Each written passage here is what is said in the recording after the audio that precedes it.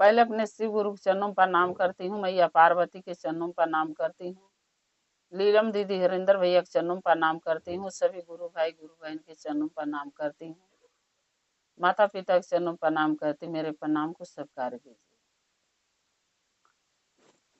गुरु भाई गुरु बहना कथा सुनाने जा रही हूँ, कृपा करके कथा को ध्यान से सुनिएगा।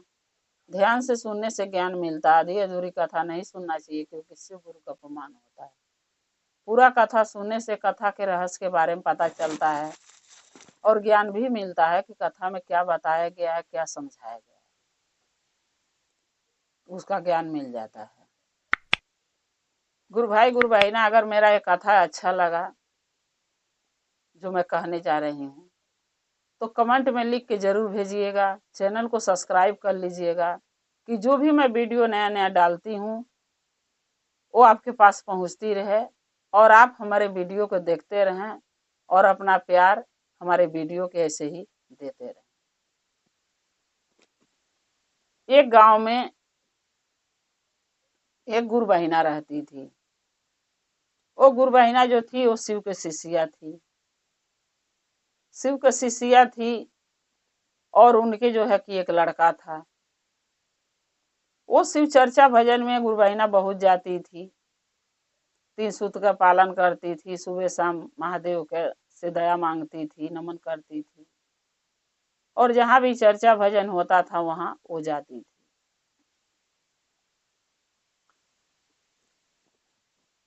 एक दिन गुरु बहिना सोचने लगी कि चलो लड़का धीरे धीरे सयान हो रहा है, जब सयान हो जाएगा तो उसकी शादी कर देंगे, बहू आ जाएगी तो अपना घर परिवार वो देखेगी, हम अपना चर्चा भजन करते रहेंगे। तो उनके पति भी बोले कि हाँ ठीक है, सही बात ही है, जब वो आ जाएगी तो अपना घर का काम करेगी तो तुम फ्री हो जाओगी, अपना चर्चा भजन करना महादेव का।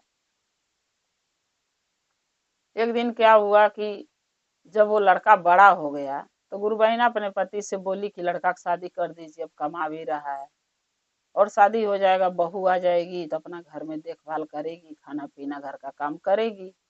बोले ठीक है। गुरु बहिना ने बहुत खुशी खुशी लड़के को शादी करी, बहू घर में आ गई।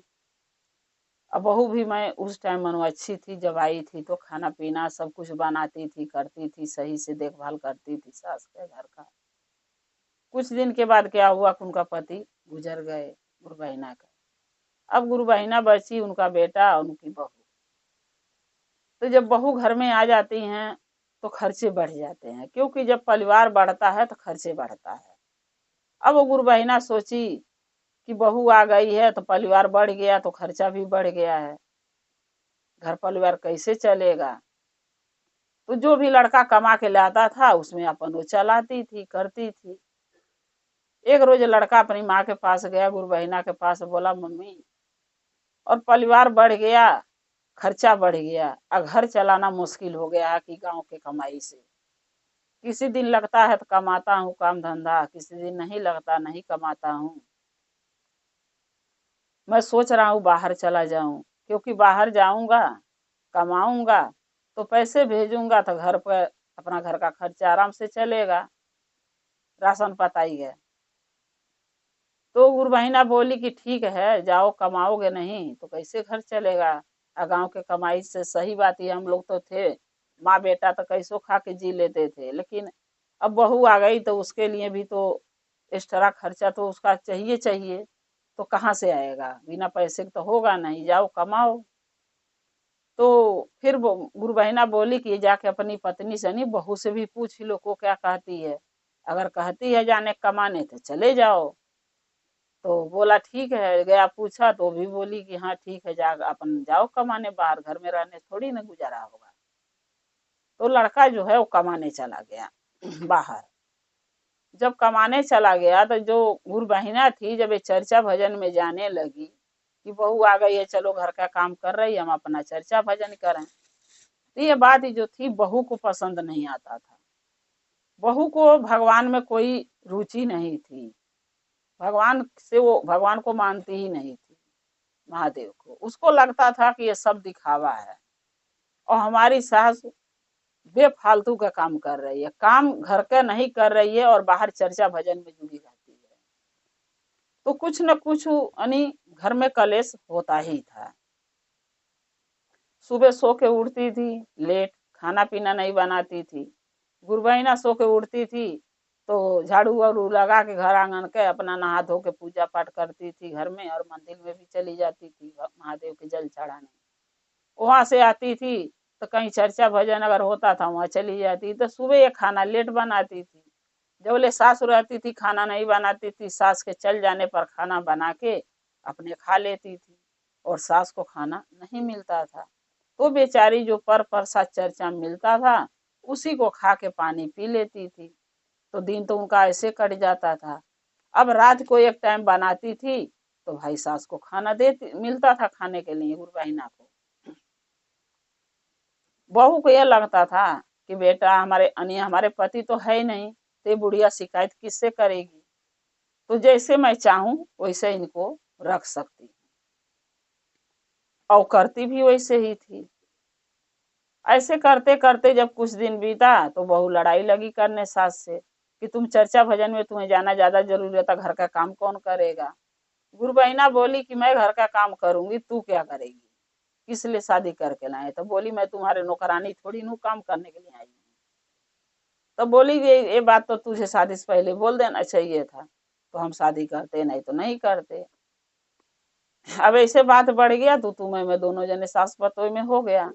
उस दिन बहू जो है उस दिन से यानी सास से नफरत लगी करने कि मेरी सास घर का काम नहीं करती है, लोगों के साथ चर्चा भजन में जाती है, लोगों के उल्टा सीधा बुद्धि सीख के आके मेरे को बोलती है, लेकिन अपनी गलती उसको नजर नहीं आ रहा था कि मैं क्या कर रही हूँ। ऐसे करके चल रहा था जीवन दोनों का सास पतोई का।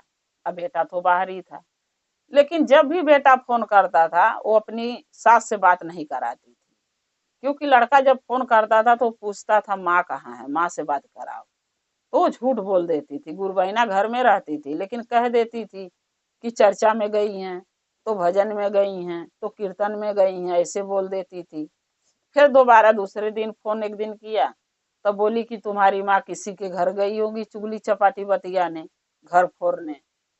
बोला ठीक है कल फोन करूंगा। जब तीसरे दिन फोन किया तो बोला माँ से बात कराओ, तो कह रही है कि तुम्हारी माँ घर में कहाँ रुकती हैं, एक घरे वो घरे बउआती रहती हैं, गांव गांव घूमती रहती हैं, और मेरी शिकायत सबसे जाके कहती हैं, क्योंकि सब औरतें मेरे को कहती हैं तुम्हारी सास तुम्हारी शिकायत करती है। जो कि ये झूठ था। गुरबहिना घर ही में रहती थी लेकिन बहू झूठ बोलती थी, और शिकायत के जहाँ ले बात ये वो भी वो नहीं करती थी, लेकिन बहू का मतलब था कि झूठ मूठ कह के अपने पति से लगाएंगे बजाएंगे तो मेरे पति मेरा सुनेगा और बहू का माँ का नहीं सुनेगा, इसलिए वो झूठ बोलती थी। फिर एक दिन फोन किया लड़का चौथे दिन, बोला माँ कहाँ, माँ से बात करा दे।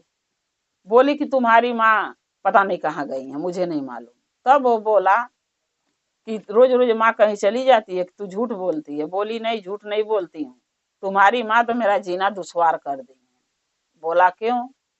बोली कि घर में लैटरिन घर में बाथरूम करती हैं और घर में छीछी लेदर कर देती हैं, और साफ सफाई मुझे करना पड़ता, घर महकता है, और मैं यहाँ नहीं रहूंगी, ये तो आके तुम अपनी माँ का देखभाल करो, और नहीं मैं अपने मैके चली जाऊंगी। बोला ठीक है, आज ही मैं गाड़ी पकड़ता हूँ और कल सुबह मैं घर पहुंच जाऊंगा। बोली ठीक है। ये बात तो पत्नी को पता था कि उसका पति आ रहा है, लेकिन ये बात उस माँ को नहीं पता था गुरबहिना को कि मेरा बेटा सुबह आ जाएगा। वो बेचारी सोई रह गई 8 बजे ले, क्योंकि ठंडी का महीना था तो आदमी उठ के कहाँ जाएगा। सोई रह गई, और इसको पता था मेरा पति 5 बजे आ जाएगा। बोला सुबह आ जाएगा, घर पहुंच जाएगा तो पहुंच जाएगा। अब ये सुबह उठी बहू तो क्या करी, गोबर ले आके और उसको सान के छीछी लेदर घर में खटिया के आड़ी पीछे छींट दी। और जब देखी मेरे पति फोन किया कि यहाँ तक पहुंच गया हूँ, घर आने वाला हूँ, बस क्या करी एक बाल्टी पानी ले आके खटिया के लगे गिरा दी। अब पहले जो है कि गुरबहिना गांव में लाइट नहीं रहती थी तो घर में अंधेरा रहता था, लोग रात के ही दिया जलाते थे, दिन को कोई जलाता नहीं था। तो उस घर में अंधेरा था। जब लड़का आया घर में गया तो उसके पैर में पानी लगा। जब देख रहा है तो पानी गिरा हुआ है, और महक रहा है, कुछ लैट्रिन के लेखा लग रहा है।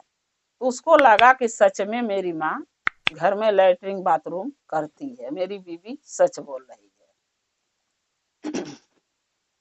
फिर वो क्या किया, देख के बाहर निकल गया, बोला कि बहुत बस सारा माँ उठती है तो मैं बात करूंगा।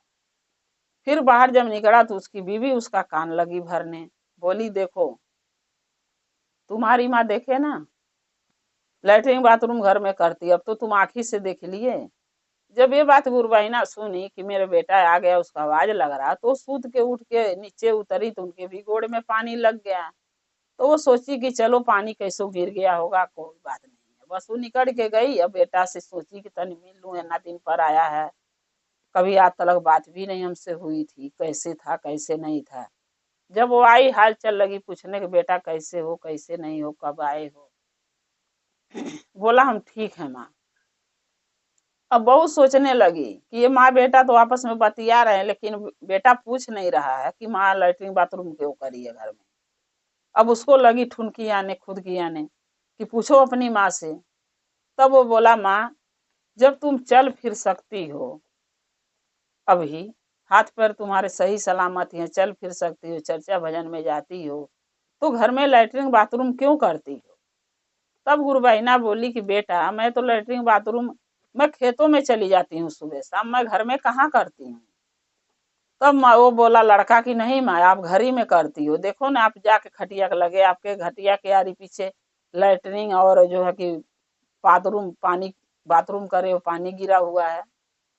तो बोली गुरुबहिना की नहीं बेटा हम जो है घर में लैट्रिन बाथरूम नहीं करती हूँ, मैं खेतों में जाती हूँ सुबह शाम। और दूसरी बात, मैं भी जब सो के उतरी हूँ खटिया पर से तो देख रही मेरे भी गोड़ में पानी लगा है, देखो अभी तक पैर गीला है, लेकिन ये नहीं मुझे पता कि ये पानी गिराया कौन, ये मैं नहीं जानती हूँ क्योंकि मैं सोई थी। तब लड़का सोचने लगा कि माँ हो सके सही कह रही हो। तब उसकी बीवी फिर बोल रही है कि नहीं देखे तुम्हारी माँ झूठ बोल रही है, अरे हमें तो झूठी बनाती थी, झूठ फूट बोल के मेरे से लड़ती थी, अब तुम्हें भी झूठ बना रही हैं क्योंकि तुम अपने आंखी से देख लिए हो कि पानी गिरा है लैट्रिन पड़ा है, फिर भी ये देखो झूठ बोल रही हैं। अब जब बीवी की बात सुना तो फिर वो अपनी माँ को लगा बोलने कि हाँ माँ सही बात ही है, ये सही बोल रही है, आप झूठ क्यों बोल रही हो। फिर गुरुबहिना बोली कि नहीं बेटा मैं झूठ नहीं बोल रही, मैं सही बोल रही हूँ, अब मानना ना मानना तुम्हारा काम है। तब वो लड़का फिर बहू उसको बोल रही है कि देखो तुम्हारी माँ हम दोनों के बीच में लड़ाई लगवा रही हैं, कलेश कराना चाहती हैं, वो चाहती हैं कि तुम मुझे मारो गाली दो उल्टा सीधा बोलो, इसीलिए झूठ बोल रही हैं। तब गुरु बहिना सोचने लगी कि अगर हम ऐसे ही बोलती रही अपने सफाई में तो बेटा अगर बहू के झपड़ मार दिया चाहे दो गारी दे दिया तो कोई इज्जत ही नहीं रहेगा, क्योंकि दोनों के बीच में लड़ाई हो जाएगी, मतभेद हो जाएगा और दोनों के बीच में प्रॉब्लम बढ़ जाएगी। अब मेरे वजह से अगर ये दोनों लड़े ये अच्छी बात नहीं है। चलो ये मन हम ही चुप लगा जाते हैं कि चलो मेरी ही गलती, हम अपनी गलती ही मान के चुप लगा जाते। तो गुरुबाई ना चुप हो गई, फिर बोली नहीं कुछ, क्योंकि दोनों के बीच में वो नहीं चाहती थी कि बेटा बहू के बीच में लड़ाई हो कलेश हो घर फूटे, इसलिए वो चुप हो गई। अब बहू इसी का फायदा उठा उठा के गुरु बहिना के बेटा का यानी अपने पति का कान भरती रही रोज दिन कि तुम्हारी माँ ऐसी है, तुम्हारी माँ वैसी है, तुम्हारी माँ गांव गांव घूमती है, तुम्हारी माँ लोगों को बात सीख के आके मेरे से लड़ती है, तुम अपनी माँ के चर्चा भजन में जाना छोड़ा दो। अब जो बहू कहने लगी वो बेटा गुरु बहिना का करने लगा माँ के साथ, यानी वो भी बहू पर विश्वास किया, माँ पर नहीं किया। क्योंकि माँ बीवी बोलने लगी कि अगर तुम्हारी माँ के गलती नहीं है तो तुम्हारी माँ क्यों नहीं बोलती है, जो भी बातें मैं कहती हूँ तुमसे इसके मतलब तुम्हारी माँ की गलती है, इसलिए वो नहीं बोलती है, और मेरी गलती नहीं है इसलिए मैं बोलती हूँ। लड़का भी सोचने लगा सही बात ही है, अगर जिसकी गलती नहीं रहेगा तो अपने सफाई में तो कुछ बोलेगा, और जिसकी गलती रहेगा वही नहीं बोलता है। लेकिन वो ये नहीं सोचा कि मेरी माँ क्यों नहीं बोलती है, क्योंकि वो नहीं चाहती है कि हम दोनों के बीच में लड़ाई हो बहू और बेटे, इसलिए नहीं बोलती है। लेकिन उसका वो गलत मतलब समझ लिया, जैसे बीवी बोली वैसे समझ लिया। फिर ऐसे करते करते एक दिन उसका कान लगी और भरने, पति के अपने यानी गुरुबहिना के बेटा के बहू कि ऐसा करो कि अगर मान लो आज तो तुम हो, ये चर्चा भजन में दूसरे के घर में जाती हैं, किसी के घर में अगर ऐसे लैट्रिन बाथरूम कर देंगी तो वहाँ कौन साफ करने जाएगा? मैं तो जाऊंगी नहीं। तो बेइज्जती किसकी होगी? तुम्हारी, मेरी नहीं होगी, तुम्हारी होगी, तुम्हारी माँ है। अब वो लड़का भी उसके बाद में बीबी के आ गया, तो बोला मैं करूं क्या फिर? बोली ऐसा करो कि तुम्हारी माँ को एक जंगल में छोड़ जाते हैं ले चल के। लड़का भी बोला ठीक है, ले चल जंगल में छोड़ देते हैं। वो क्या किया कि ये बात पता नहीं था मेरी बीबी मेरी माँ के साथ क्या करने वाली है, वो बताई नहीं। गई स्टोर से नींद की गोली लाई, नींद की गोली लाके बुढ़िया के खाना मानी गुरबैना के खाना में मिला दी और मिला के खिला दी रात में। जब वो खाली सो गई तब बेटा से जाके बोल रही, यानी अपने पति से, बुढ़िया के बेटा से गुरबैना के बोल रही है कि सुनिए, देखो तुम्हारी माँ ने जब ऐसे लार व्यवहार हो के सो जाती हैं जैसे लगता है उनके अंदर शक्ति नहीं है। मैं घुमा घुमा के कर आई और न बोल रही है न डोल रही हैं।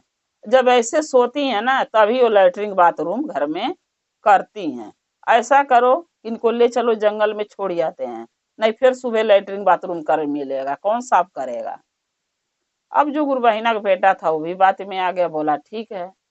क्या कहीं ना कुल 12 बजे रात के खटिया टांग के मियाँ बीवी दोनों अब माँ के लेके अपने वो चला गया जंगल में। जंगल में जब ले आके खटिया सूधे माँ को रख दिया तब अपनी पत्नी से बोला कि चल घरे चलते हैं। तो उसकी पत्नी क्या बोली कि नहीं, अभी अपनी माँ को तुम लाके यहाँ छोड़े हो, अगर इनकी नींद खुला तो फिर घरे पहुंच जाएंगी, नहीं तो इनको जीव जंतु खा लेगा तो अगला जन्म भी इनका खराब हो जाएगा। ऐसा करते हैं इनको जला देते हैं। वो लड़का बोला क्यों? बोली जला देंगे तुम्हारी माँ के मुक्ति मिल जाएगी, और जब मुक्ति मिल जाएगी तो इनको अच्छा इंसान का जन्म मिलेगा फिर दोबारा। अब वो भी उसके बातें में आ गया। सुन के लड़का बोला तो जलाएंगे किससे, लकड़ तो यहाँ है नहीं क्योंकि जंगल तो हरा भरा है। बोली कि नहीं, औरत जो थी उसकी बीवी यानी गुरबहिना की बहू, वो बहुत चतुर थी, बहुत होशियार थी। वो क्या करी थी, पहले से जंगल में लकड़ियां खोज के तोड़ के सूखी सूखी झाड़ी में छुपा रखी थी। तब अपने पति से बोली कि वो आगे झाड़ी देख रहे हो? तो बोला हाँ। बोली वो झाड़ी में लकड़ी है सूखा हुआ। अब वो लगा पूछने कि लकड़ झाड़ी में कौन धरा है सूखा सूखा लाके? बोली मैं धरी हूँ। बोला क्यों? बोली कि जब तुम नहीं थे ना तो तुम्हारी माँ किसी दिन सिलेंडर और चूल्हा उठा के रख लेती थी अपने रूम में, अब मुझे खाना नहीं बनाने देती थी, तो मुझे भूख लगता था तो जंगल से लकड़ियां तोड़ के ले आके खाना बनाती थी। और वही लकड़ियां कुछ मैं छुपा के रख दी कि कल को फिर तुम्हारी माँ अगर सिलेंडर और चूल्हा ले लेंगी तो मैं उसी लकड़ी से खाना बना के खाऊंगी। वो लकड़ी पड़ा हुआ है, ले आओ और उसी से इनको जला दो। अब दोनों मियाँ बीवी लकड़ी लाए, माँ तो उसका नशे में सोई हुई है। खटिया के आरी आरी लकड़ी सरिया दिए, खटिया पर सरिया दिए। तो उसकी पत्नी बोल रही है अपने पति से यानी गुरबहिना के बेटा से कि अपनी माँ के जला दो। तब वो बोला कि माँ तुम कैसे जला दूं, माचिस तो है नहीं मेरे पास। तो बोली जब माँ के जलाने के लिए यहाँ लेके आए तो माचिस क्यों नहीं लेके आए? तो वो बोलने लगा लड़का कि तू तब बोली कि तुम्हारे माँ के चलो जंगल में छोड़ जाते हैं जलाने के, तो तू बोली नहीं, जलाने के बाद तो यहाँ आके तू करी है, तो मैं माचिस लाता कहाँ से, इसलिए नहीं लाया। अब दोनों माचिस लेके नहीं गए थे तो बीवी उसकी बोल रही है जाओ घर से माचिस ले आओ। बोला ठीक है। जब माचिस लेने जाने लगा तब जो उसका पत्नी थी तो कह रही है नहीं मैं भी चलूंगी तुम्हारे साथ। बोला क्यों? अभी मैं लेकर आ जाऊंगा, यहीं रहो। तो बोली नहीं, यहाँ रहूंगी तो कोई जीव जंतु मुझे खा जाएगा रात बिरात जंगल में, इसलिए मैं भी तुम्हारे साथ चलूंगी। बोला ठीक है। दोनों मियाँ बीवी घरे चले गए माचिस लेने। और ये जो गुरबहिना थी इनका नींद जब खुला तो ये अपने आप के ऊपर लकड़ी देख रही है लदा हुआ है। लकड़ी हटा के जब देखी तो जंगल में पड़ी हुई है रात में। तब वो सोच ली कि ये सारा करतूत मेरी बहू का है, क्योंकि मेरा बेटा तो ऐसा मेरे साथ अकेला नहीं कर सकता। ये मेरे बेटे को भड़काई है, मेरा बेटा उसके बहू के बातें में आके मेरे साथ ऐसा किया, मुझे जलाने के लिए जंगल में ले आया इतना दूर। फिर वो गुरबहिना क्या करी कि लक्कड़ से निकल के खटिया पर से उठ के और खटिया पर लक्कड़ वैसा सरिया के जैसे सरियाए थे सब, और दूसरे रास्ते से वो घर चली गई। क्योंकि हर गांव में 2-3 रास्ते होते हैं, तो कुछ रास्ता होता है जिसमें हमेशा मनई चलते हैं, तो जो हमेशा आदमी आते जाते थे उस रास्ते से ये लोग गए घर माचिस लेने दोनों, और दूसरे रास्ता से वो गई जिस रास्ता से वो सब नहीं आते जाते। वो सोची गुरबहिना कि चल के घर में छुप जाते हैं, अब तब देखती हूँ मेरा बेटा और मेरी बहू क्या करते हैं, रहूंगी घर में तो सुनूंगी कि दोनों जलाने के बाद इनका विचार अब क्या है। हमके जलाने के बाद ये घर में जाके छुप गई और दोनों मियाँ बीवी माचिस लेके आए, आग लगा दिए। जब आग लगा दिया लड़का, माँ जलने लगी उसकी, वो तो यही सोचा कि माँ जल रही है। तब वो लड़का चिल्ला चिल्ला रोने लगा कि मेरी माँ अब हमें कभी नजर नहीं आएगी, या तेरे चलते मैं अपनी माँ को जला दिया। खूब चिल्ला चिल्ला रोने लगा माँ माँ कही के। तब औरत उसकी बोल रही है कि चिल्ला रहे हो, कोई सुनेगा तो पुलिस बुला देगा, क्योंकि एक जुल्म है, कानूनी जुर्म है जो हम लोग दोनों किए हैं मिलके, तो पुलिस मुझे नहीं ले जाएगी, खाली तुम्हें भी ले जाएगी, क्योंकि मैं तो दूसरे घर से आई हूँ। अगर मैं कुछ कही तो तुम सुने क्यों? तुम्हें नहीं सुनना चाहिए, क्योंकि ये तो तुम्हारी अपनी सगी माँ थी, मैं तो दूसरे घर से आई थी। मैं तो इनके लिए बुरा सोच सकती हूँ, लेकिन तुम सग बेटा हो के अपनी माँ के लिए ऐसा बुरा क्यों सोचे? क्या तुम्हारे पास अपना दिमाग नहीं था सोचने के लिए? तो सबसे पहले पुलिस तुम्हें पकड़ेगी, क्योंकि तुम हमसे ज्यादा गुनाहगार इनका तुम हो, कसूरवार। अब वो डर गया, चुप हो गया कि सही बात है, पुलिस आई तो हमके पकड़ के जेल में बंद कर देगा, मेरी पूरी उम्र जेल में बर्बाद हो जाएगी। फिर चुपचाप दोनों घरे गए। घर गया उसका, फिर भी उसका पछतावा बढ़ता ही गया लड़के का। वो सोचता रहा कि मेरी बीवी के कहने पर मैं सब किया, अब मेरी बीवी मेरे ही ऊपर इल्जाम लगा दी कि मैं तो सगा था, मैं क्यों ऐसा किया, सही बात है गलती तो मेरी है। फिर वो पछतावा करके रोने लगा। फिर उसकी बीवी लगी बोलने कि गांव में अब घर में आके रो रहे हो, तो गांव गाड़ा जुटेगा तो पूछेगा तो क्या जवाब दोगे? गांव गाड़ा पुलिस बुला दिया तो पुलिस तुम्हें पकड़ के ले जाएगा और जीवन भर के लिए तुम्हें जेल हो जाएगी। फिर तुम कैसे जियोगे, कैसे कमाओगे खाओगे? तो तुम्हारी पूरी जिंदगी बर्बाद हो जाएगी। मत रो, जो होना था हो गया। और वो रो रहा था कि इसका साथ दिया, लेकिन वही पत्नी आज मेरे ही ऊपर सारा इल्जाम लगा दी अपनी माँ के मारने का, और अपने साफ बच गई। तो गलत तो मैं किया, इसलिए वो पछता पछता के रो रहा था। लेकिन जब वो बातें समझा रही थी तो उसका आंसू बंद नहीं हुए, रोआइल बंद नहीं हुआ। तो गुरबहिना घर में से सुन रही थी। वो सोचने लगी कि देखो, मेरा बेटा मेरे दुख में रो रहा कि मैं अपनी माँ को जला आया अपनी बीवी की बातों में आके, ज्यों कि मैं तो बच गई हूँ। अगर मैं अपने बेटे के पास नहीं जाऊंगी, अब कोई आएगा सुन लेगा तो पुलिस बुला देंगे, तो मेरा बेटा जेल चला जाएगा, उसकी जिंदगी बर्बाद हो जाएगी। देखो, माँ जो माँ के बेटा बहू जलाने गए, वही माँ अपने बेटे के बारे में अभी भी भला ही सोच रही है, बुरा नहीं सोच रही है। बेटे कहते हैं ना अपनी माँ को, बहुत से बेटे कहते हैं तुम हमारा कभी भला नहीं सोचती हो, लेकिन वो तो माँ के दिल से पूछो ना कि माँ अपने बेटे के बारे में चाहे बहू के बारे में कितना भला सोचती है और कितना बुरा सोचती है, तो उसका आत्मा ही बताएगा। वो अपना सीना भी फाड़ के देखा दे, हनुमान जी तो है नहीं कि लोग देख लेगा कि हाँ सच सोचती है। तो इसलिए माँ बाप कितनों सफाई दें, अगर बच्चा गलत है तो माँ बाप को गलत सोचेगा, अच्छा नहीं सोचेगा। अब गुरु बहिना अपने बेटा के बचाने के लिए बाहर निकल गई कि अगर पुलिस आ जाए तो मेरे बेटे की चौपट हो जाएगी, जिंदगी बर्बाद हो जाएगी। हम जिंदा हैं तो चलो अपने बेटे की सहायता ही के लिए उसके सामने आ जा। सामने जब आई तो बेटा देखा माँ को तो देखता ही रह गया। सोचने लगा कि जो माँ को मैं जला दिया रात में ले जाके जंगल में, वो माँ मेरी घर में कैसे आ गई? पूछने लगा। गुरबहिना बोली, बेटा ये पूछने के जवाब सवाल करने का टाइम नहीं है, अब टाइम तो ये है कि तुम हमारे साथ ऐसा किए क्यों? बोला, माँ मुझे नहीं पता था कि तेरे साथ ये नशे की गोली मिला खिलाई, क्या मिलाई, तेरे साथ क्या हुआ? मगर ये इतना बोली कि जब तुम्हारी माँ ऐसे लार व्यवहार हो जाती है, सो के जब ढकेलो इधर उधर नहीं बोलती डोलती है, तभी ये लैट्रिन बाथरूम करती है। अब मेरे को लगा तू लैट्रिन बाथरूम फिर आज करेगी, इसके बातों में आके मैं जंगल में ले गया छोड़ने के लिए। अब वहां ये जलाने के प्रोग्राम बनाई थी, मुझे पता नहीं था। लेकिन हाँ, मेरी गलती है कि जैसे जैसे कही तैसे तैसे मैं तेरे साथ किया माँ। सबसे बड़ी गलती मेरी है कि इसकी बात नहीं सुनना चाहिए था। जो मैंने सुना, तो अब तो गलती माँ जो होना था हो गया, मुझे माफ कर दो। तब गुरु बहिना बोली कि बेटा माफी तो तुम्हें अभी नहीं मिलेगी। बोला कब मिलेगी? गुरु बहिना बोली कि एक काम मैं तुम्हें कल दूंगी, वो काम कर लो तब माफी मिल जाएगी। बोला ठीक है। अब बिहना भैले इंतजार लगा करे। जब सुबह हुआ तो लड़का माँ के पास गया। बोला माँ क्या काम है बता दो। बोली बेटा अभी नहीं, थोड़े देर के बाद बताऊंगी।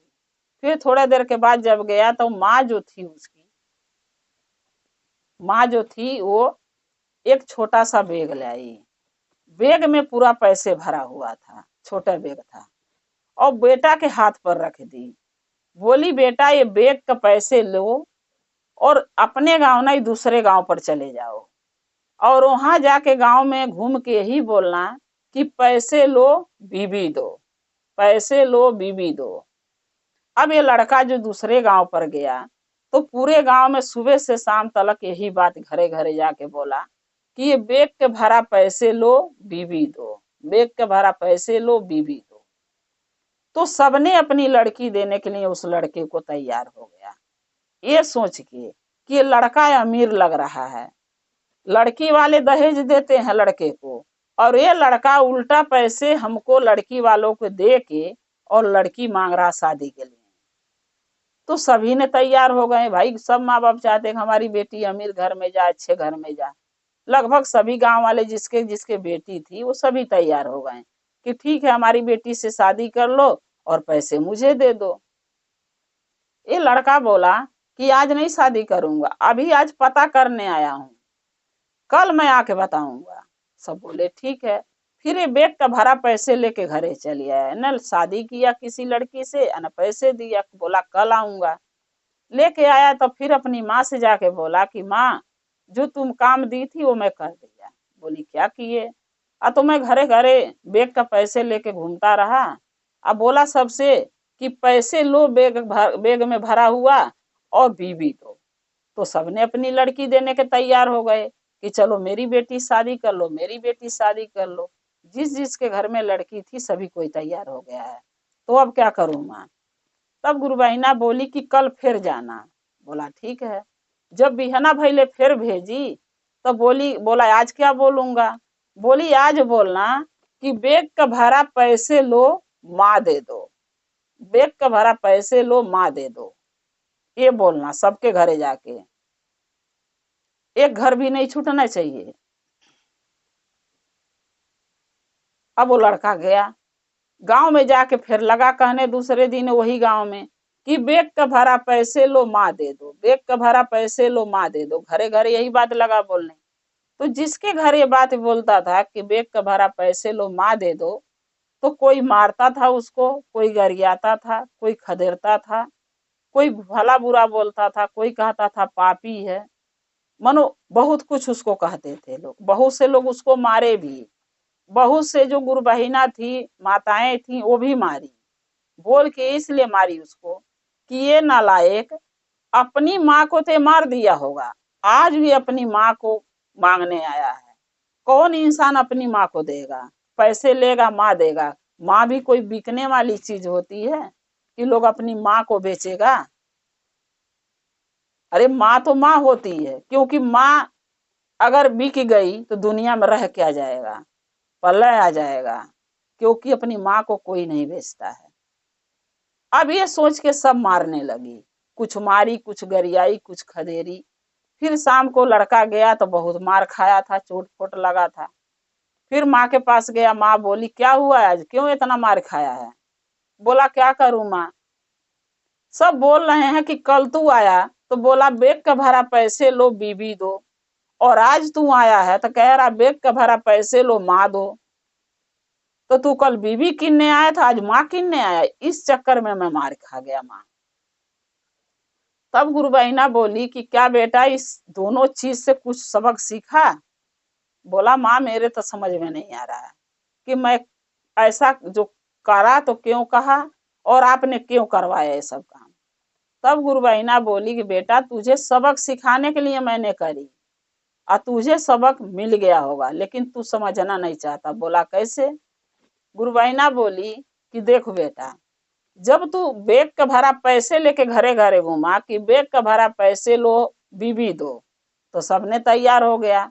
बोला हाँ। बोली क्या समझ के तैयार हुआ पता है। बोला नहीं। बोली बेटा सभी समझ के तैयार हुए कि तू बहुत धनवान है, अमीर है, क्योंकि लड़की वाले लड़के को दहेज देते हैं। अब तू लड़का होके लड़की को दहेज दे रहा था, सब सोचे ये अमीर खानदान का लड़का है, अगर इससे हम अपने लड़की के शादी कर देंगे तो लड़की सुखी रहेगी। ये सोच के सबने लड़की देने के तुझसे तैयार हो गया कि ये पैसे भी दे रहा, हमारी लड़की भी ले जा रहा, इससे खुशी की बात क्या हो सकती है। तो बीवी एक जाएगी तो दूसरी आ जाएगी, मिल जाएगी। आज जब तू माँ मांगने गया है तो लोग क्यों मारा पता है। बोला नहीं।